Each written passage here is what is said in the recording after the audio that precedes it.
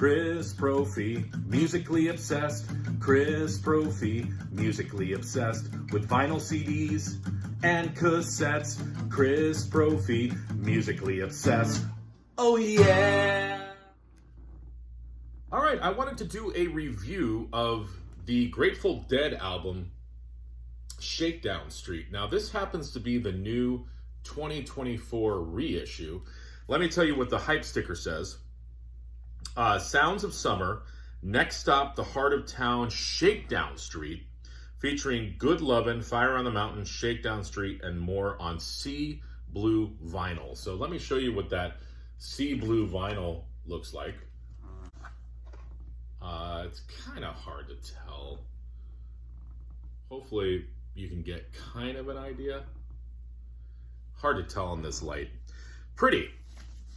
I was looking for some reviews on YouTube about this album because it's always been one of my favorite albums, but I know that it's sort of divisive in the Grateful Dead community, if you will.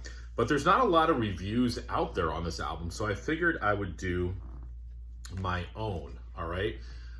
First of all, the cover artwork, even if you just own this album for the cover art, it's just a phenomenal piece of artwork. I would love to have a poster of that. I think that would be great. So this is the Grateful Dead's 10th studio album that came out in 1978. It followed Terrapin Station, which is another favorite of mine. This was the last album to feature Keith and Donna Godchaux on vocals. Interesting fact, this was produced by Lowell George from the band Little Feat. I did not know that. This is a more updated late 70s sound. There is, some soft rock in here, almost teetering on yacht rock at times. It sounds like later Fleetwood Mac. It just got that 70s soft rock vibe, but I like it. It's just not that traditional Grateful Dead sound. Plus, there's some sounds of disco in here as well. So for, traditional Grateful Dead fans, they had been building up to this sound. Terrapin Station kind of teased with some different arrangements and things like that too. But this was full on disco in some cases. Opens up with a great upbeat cover of the tune Good Lovin', great vocals by Bob Weir. Then you get to the tune called France, which I never really liked when I first started listening to this album back in the day. This is vocals by Bob Weir and Donna Godchaux. But now, this is, to me, a great track, and it also begins this sort of percussion, what am I trying to say?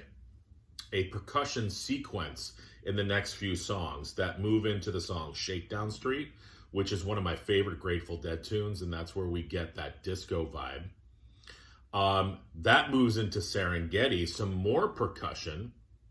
It's an instrumental, a little less than 2 minutes long, but phenomenal percussion in that tune. And that goes right into Fire on the Mountain, which is just classic Grateful Dead. So France, Shakedown Street, Serengeti, Fire on the Mountain. I feel like it's just it's one percussive movement, if you will. Love that. Side 1, very, very strong. Side 2 opens up with I Need a Miracle, which is a great rocker sung by Bob Weir. Next song is probably the weakest track on the album, From the Heart of Me. It is a self-penned tune by Donna Godchaux, and she also sings it as well. It's not a bad song. I was listening to it again today. The arrangement is nice. It's sort of wispy 70s soft rock, but in terms of comparing it to the other songs on the album, probably the weakest track on the record. Stagger Lee, a Garcia Hunter tune based on the old folk song. And then they go into All New Minglewood Blues, which is an updated version of a tune that appeared on their first album, New Minglewood Blues. So it's basically, like I said, an updated version, an updated arrangement, a little bit more rocking.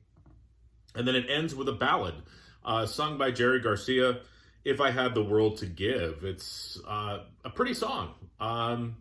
Sort of kind of a somber way of ending the album, but all in all, a great tune. So where do I rank this?